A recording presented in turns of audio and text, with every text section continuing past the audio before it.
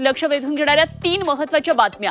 यामध्ये पहिली लक्ष वेधून घेणारी मोठी बातमी ती म्हणजे बच्चू कडूंच्या आंदोलनासंदर्भातली। नागपूरमध्ये आंदोलन सध्या सुरू आहे। शेतकऱ्यांची संपूर्ण कर्जमाफी व्हावी अशी त्यांची मुख्य मागणी आहे। या आंदोलनाचा तिढा मात्र आज तिसऱ्या दिवशीही कायम आहे। सरकारचं शिष्टमंडळ आणि आंदोलकांची काल 1.5 तास चर्चा झाली आहे। यामध्ये आंदोलन मागे न घेता मुंबईमध्ये मुख्यमंत्री देवेंद्र फडणवीसांसोबत चर्चा करण्याचं ठरलंय आणि त्यानुसार कडू आज मुख्यमंत्री फडणवीसांसोबत चर्चेसाठी मुंबईमध्ये येणार आहेत। आजच्या या बैठकीमध्ये कर्जमाफीची तारीख जाहीर न झाल्यास उद्या रेल रोकोचा आंदोलनाचा इशारा बच्चू कडूंनी दिलाय। तर दुसरीकडे मराठा आंदोलक मनोज जरांगे सुद्धा कडूंच्या या आंदोलनाला पाठिंबा देण्यासाठी नागपूरमध्ये पोहोचतात। मोर्चात सहभागी होण्यासाठी रात्रीच जरांगे नागपूरकडे रवाना झालेले आहेत। त्यामुळे या संपूर्ण घडामोडीवर आपले लक्ष आहे। दुसरी मोठी आणि लक्ष वेधून घेणारी बातमी ती म्हणजे मनसेच्या मेळाव्यासंदर्भातली आणि मनसे मवियाच्या बैठकीबाबतची। मनसेचा आज मुंबईत रंगशारदा सभागृहात मेळावा होणार आहे। या मेळाव्यातून मतदार यादी घोळासंदर्भात प्रेझेंटेशन दिलं जाईल।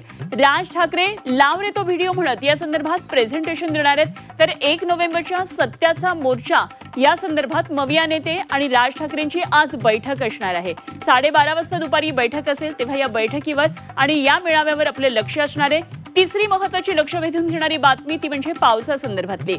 त्यामुळे होणाऱ्या नुकसानासंदर्भातली राज्यात 5 नोव्हेंबरपर्यंत पावसाचा आता अंदाज दिलाय।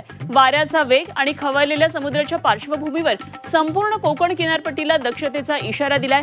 चक्रीवादळामुळे महाराष्ट्रात एक अवकाळीचं मोठं संकट पुन्हा निर्माण झालंय। बळीराजावर हे संकट मोठ्या प्रमाणात ओढवलंय। सततच्या पावसानं पिकं उद्ध्वस्त होत आहेत। बळीराजा पुरता आता कोलमडून पडलाय। आधी अतिवृष्टी आणि आता अवकाळीमुळे हातातोंडाशी आलेला हा शेतकऱ्याचा घास हिरावला गेलाय। पिकं वाचवण्यासाठी शेतकऱ्यांची धडपड सुरू आहे। त्यामुळे या संदर्भातही आपण लक्ष ठेवून या 3 महत्त्वाच्या बातम्या आपण सविस्तर पाहणार आहोत।